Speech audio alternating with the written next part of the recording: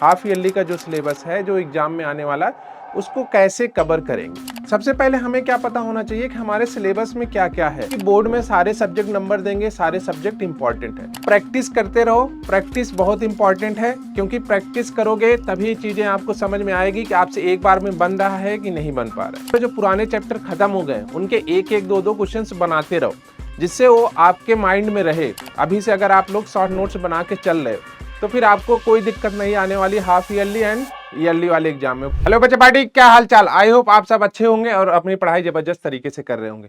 हम लोग क्लास 11 में पहुंच चुके हैं और कुछ बच्चे जो क्लास 12 में पहुंच चुके हैं उन सबके क्या होने वाले हैं, हाफ ईयरली एग्जाम होने वाले। ठीक है, 2-3 मंथ में उनके हाफ ईयरली एग्जाम होने वाले। तो अब क्या होगा कि जो आपके आधे सिलेबस हैं, ठीक है, जो बोर्ड में है, जो क्लास 12 का एग्जाम देंगे और जो क्लास 11 में है तो क्लास 11 का जो फाइनल एग्जाम देंगे उससे पहले क्या होता है, हाफ ईयरली एग्जाम होता है। उसमें क्या होता है, आधे सिलेबस का क्वेश्चन पूछा जाता है। ठीक है, आधे सिलेबस में क्या होता है कि ये बोर्ड नहीं बनाता, ये टीचर, स्कूल वाले ही टीचर बना के देते हैं आपको कि कौन कौन से क्वेश्चन वो लोग फ्रेम करेंगे, कौन कौन से क्वेश्चन। तो वो आप लोगों को इंपॉर्टेंट बताते हैं कि ये क्वेश्चन इंपॉर्टेंट है, ये क्वेश्चन आपका इंपॉर्टेंट नहीं है।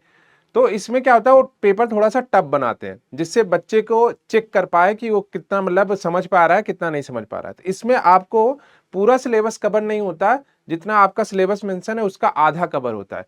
तो अब हम लोग क्या करेंगे, उसको सीखेंगे कैसे एक मंथ में हम हाफ ईयरली का जो सिलेबस है, हाफ ईयरली का जो सिलेबस है जो एग्जाम में आने वाला है उसको कैसे कवर करेंगे। ठीक है, उसको कैसे कवर करेंगे। देखो, सबसे पहले हमें क्या पता होना चाहिए कि हमारे सिलेबस में क्या क्या है।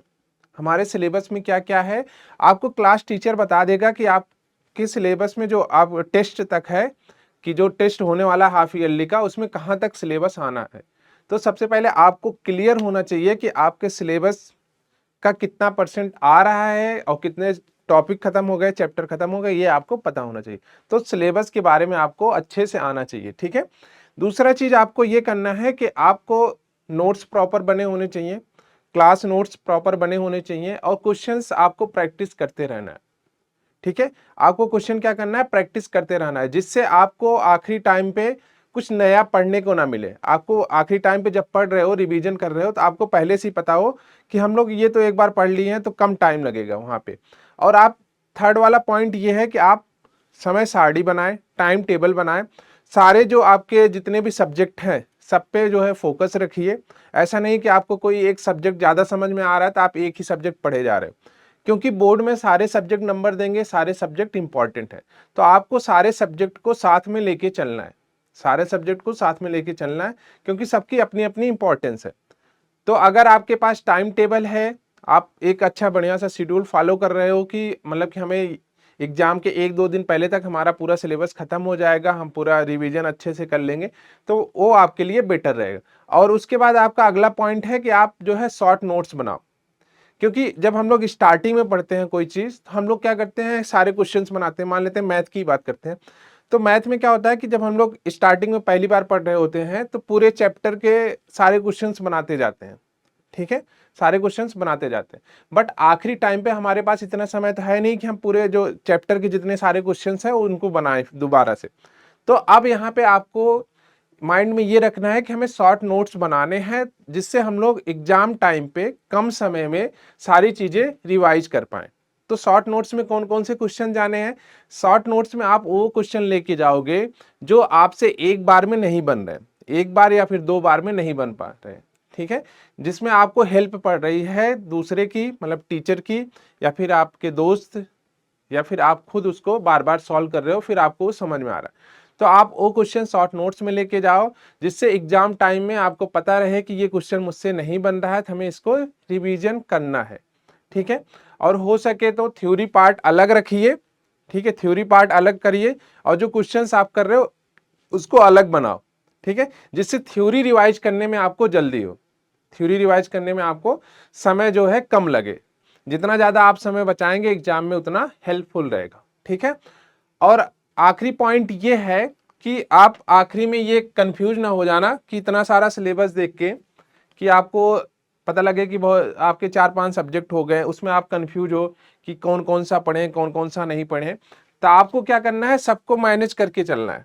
ठीक है, सबको मैनेज करके चलना है, आखिरी टाइम पे हड़बड़ाना नहीं है। ठीक है, आपको घबराना नहीं है कि पेपर कल है और आज आपकी हालत खराब है।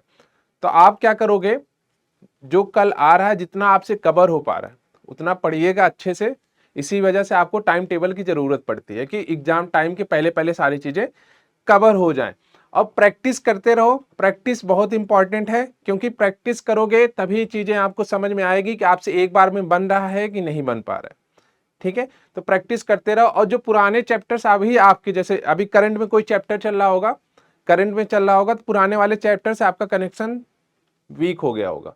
तो आप क्या करो, जो पुराने चैप्टर खत्म हो गए उनके एक एक दो दो क्वेश्चंस बनाते रहो, जिससे वो आपके माइंड में रहे। ऐसा ना हो कि आप जब आखिरी टाइम पे एग्जाम टाइम में आप ओपन कर रहे हो तो पूरा ब्लैंक हो जा रहा है, ऐसा नहीं। आप उनके एक एक दो दो क्वेश्चन बनाओ, सारे क्वेश्चन नहीं बनाने, एक एक दो दो क्वेश्चन बनाते रहो, जिससे माइंड में रहे कि अच्छा ये चीज ऐसे यहाँ पे होती है, ये चीज ऐसे यहाँ पे होती है। ठीक है, तो आप ऐसे करके एक मंथ में आप पूरा हाफ ईयरली का जो सिलेबस है आप कवर कर सकते हो। ठीक है, आप हाफ ईयरली का जो एग्जाम्स है उसमें जो है टीचर ही बनाता है, जो स्कूल वाले टीचर आपके होंगे वही पेपर बनाएंगे। तो आप एक काम ये भी कर सकते हो कि जो आपके सीनियर्स हैं उनसे आप क्या कर सकते हो, PYQ मान सकते हो कि पिछली बार जब आप लोग इस क्लास में थे तो सर ने कौन कौन से क्वेश्चन दिए थे, किस टाइप के क्वेश्चन दिए थे। उससे आपको आइडिया लग जाएगा कि सर का फेवरेट टॉपिक कौन सा है, या फिर सर कौन से क्वेश्चन से, किस टॉपिक से ज़्यादा क्वेश्चन देते हैं। तो ये भी एक तरीका है आपको नंबर गेन करने का। तो आप ये सारी चीज़ें अपने सीनियर से भी पूछ लीजिएगा, तो वहाँ से आपके PYQ वगैरह मिल जाएंगे, तो सारे आप कवर कर सकते हो कम समय में। ठीक है, और सिलेबस आप एक मंथ में भी कवर कर सकते हो, क्योंकि अगर आपने शॉर्ट नोट्स वगैरह बनाए हैं अभी से, अगर आप लोग शॉर्ट नोट्स बना के चल रहे हो तो फिर आपको कोई दिक्कत नहीं आने वाली हाफ ईयरली एंड ईयरली वाले एग्जाम में। बोर्ड में भी आपको कोई दिक्कत नहीं आने वाली, क्योंकि सभी चीज़ें प्रैक्टिस पे ही डिपेंड करती हैं। जितना ज़्यादा प्रैक्टिस करोगे उतना ज़्यादा आपका माइंड क्लियर होगा, उतना ज़्यादा आपको चीज़ें समझ में आएंगी। ठीक है, आई होप आप लोगों को ये चीज़ें समझ में आई होगी, और अगर आप ये फॉलो करोगे तो आपको रिजल्ट दिखना शुरू हो जाएगा। ठीक है, थैंक यू, धन्यवाद।